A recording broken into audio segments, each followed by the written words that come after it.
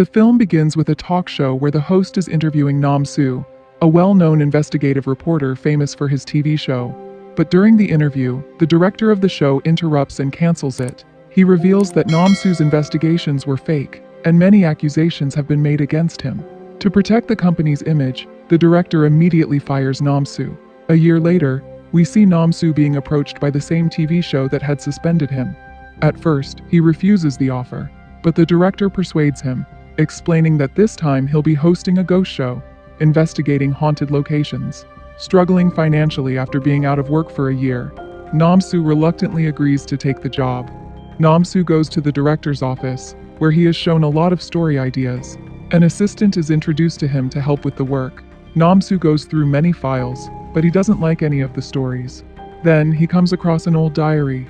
As he reads the pages of the diary, he discovers that it tells the story of a hospital where a girl named Suwa was forcibly kept and tortured. He then decides to visit the hospital for his new project to uncover the truth. The next day, Nam-soo visits the hospital with his crew. There, they begin shooting some jump scare videos to thrill the audience. Moments later, an unidentified man suddenly snatches the camera and runs off. However, he quickly stumbles and loses consciousness. The crew then discovers that the man's entire body has been severely burned, so they rush him to the hospital. At the hospital, Nam-soo notices a tattoo on the man's body, which is also depicted in the diary. As he rereads the diary, he realizes that the man is Dong-sik, a nurse who once worked at the mental facility and had also helped Suwa. When Nam-soo begins questioning him about the diary, Dong-sik becomes visibly anxious, and his heart rate monitor starts beeping rapidly. The next day, Nam-soo's assistant informs him that she has conducted some investigation, which confirms that Dong-sik did indeed work as a nurse at the mental hospital. She also adds that the cause of the fire at the facility remains unknown, and there is very little information available about it. After this, Nam-soo searches the internet to find more information about Suwa. He discovers that on the day of the incident, a prominent figure named Byung-ju died, and the entire country was mourning his death, which caused the case to go unnoticed. During his investigation, Nam-soo learns that before Byung-ju's death, his wife had passed away, and on the day of her death, Byung-ju's daughter Suwa killed him. After killing her stepfather, Suwa was arrested, but due to her unstable mental condition, she was sent to a mental asylum, where she is still undergoing treatment. The next day, Nam-soo visits Suwa at the mental hospital and tries to speak with her. He shows her the diary and asks about it, but she doesn't respond. He then gives her his contact card and leaves. Nam-soo asks his assistant to gather all the files related to the case because he wants to review them. He has a feeling that Suwa did not kill her father. The next day, his assistant brings the files, and Nam-soo goes through them. From the files, he discovers that Chief Byung-ju was Suwa's stepfather, and her biological father died when she was young. Nam-soo then visits Suwa again for an interview. He asks her to share her story about why she killed her father. At first, she refuses to speak, but after Nam-soo persuades her, she agrees to tell her story. Suwa says that one day, while she was on her way somewhere, she was suddenly attacked by some people who kidnapped her. After that, they took her to a mental asylum. Later, the hospital director, Hyung-sik, informs Suwa that she is insane and has been admitted to the institution for treatment. Suwa denies this, insisting she is not insane, and pleads to be released. However, the nurses mercilessly beat her and force her to take heavy doses of medication. Among the staff, there is a kind-hearted nurse named Dong-sik. One day, when he visits Suwa's room to give her medicine, she seizes the chance to ask for his help. Dong-sik admits he knows she isn't insane, but confesses that he cannot help her even if he wants to. Desperate, she writes a phone number on a piece of paper and begs him to contact it. While they are speaking, another nurse notices their interaction, startling both of them. Panicked, Dong-sik quickly leaves without responding. She stayed in the hospital for several days and met a mad woman named Mi-ro. Suwa also went to the doctor to ask for help, but the doctor told her to take her medicine on time so that she could recover quickly and be discharged. After this, Nam-soo investigated the doctor of the hospital and discovered that the doctor and Chief Byung-ju were very good friends. As his investigation continued, he made a shocking discovery. There was no record of a patient named Kang Suwa ever being admitted to the facility. He also learned that before Suwa's mother's death, all of her property had been transferred to Byung-ju. There were several allegations about the mental hospital, but because Byung-ju was a chief police officer, he always covered it up and defended the facility. The next day, Sua tells the rest of the story. She tells him that one day there was a man in the room next to hers who knew the way out. When she asked the man for the way out, he told her that there is a secret door in the doctor's room through which she can easily escape from the hospital, but he will tell the password to Sua only when she meets him alone. In the next scene, it is shown that the head of the hospital would call Miro to his room, pretending to give her treatment, but he would rape her. At the same time, Namsu's assistant finds out that a woman had once filed a case against the hospital, but it was covered up with Byung-ju's help. The next day, Namsu visits the woman at her house. She tells him that admitting her father to that hospital was the biggest mistake of her life. She says the hospital staff removed her father's kidney during surgery without permission. She explains that she filed a case, but the police came to her house and threatened her.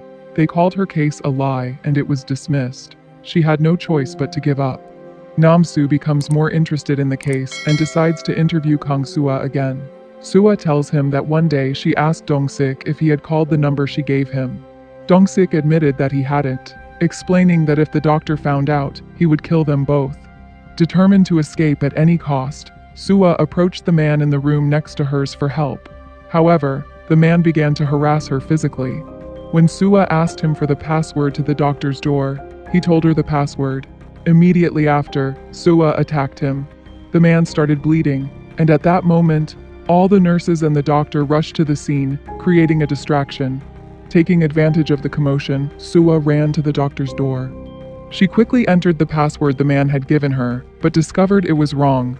Just then, Miro approached her and asked what she was doing. Sua asked if Miro knew the password, and Miro used her hands to show it to her. Sua entered the new password, opened the door, and went into the room.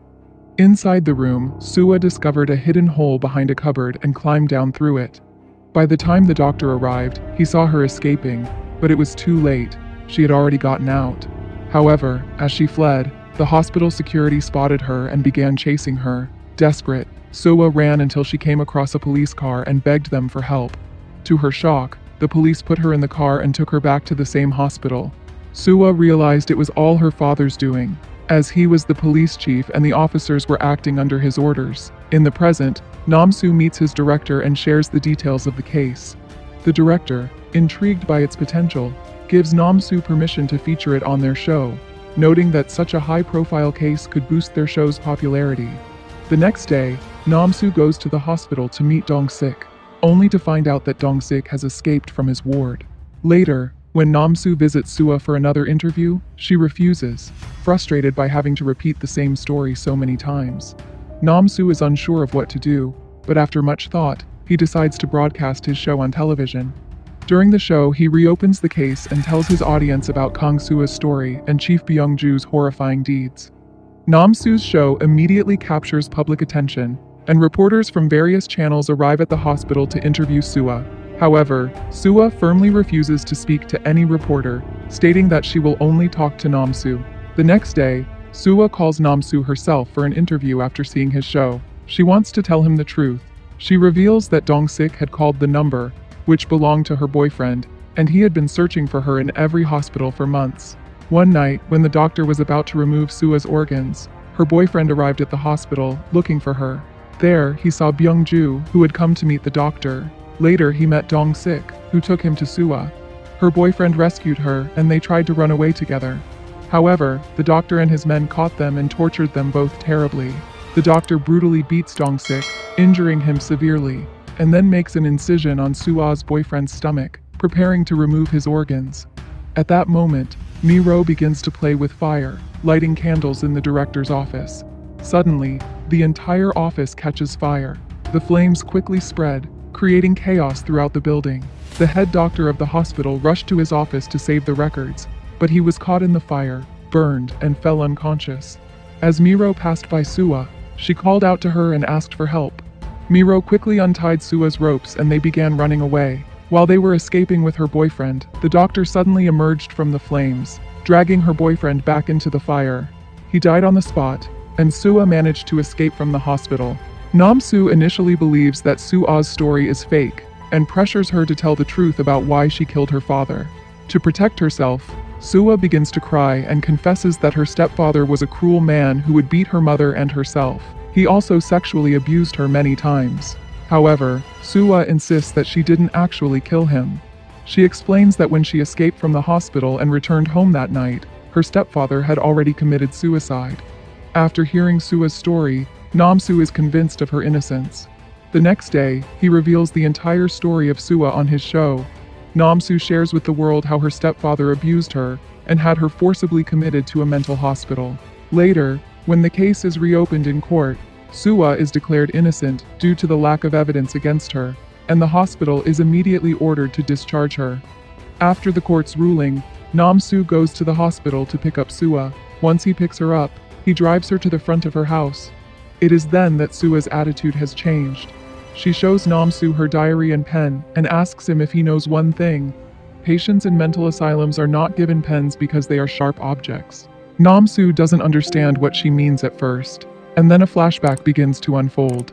Actually, the story Sua told was not true.